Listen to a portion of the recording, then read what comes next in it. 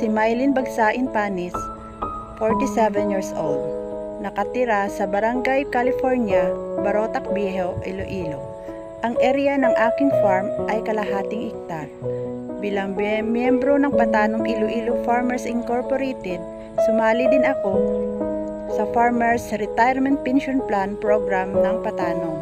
Tumigil ako sa pag-remit sa SSS dahil tumaas ang contribution rate. Mahirap ang maging isang farmers dahil mababa lang ang aking income.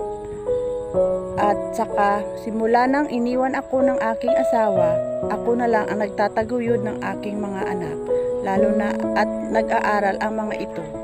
Sana mayroong subsidy sa SSS contribution ng mga farmers para makapag-remit ako ulit at magkaroon ako ng pensyon at the age of 60. Maraming salamat po.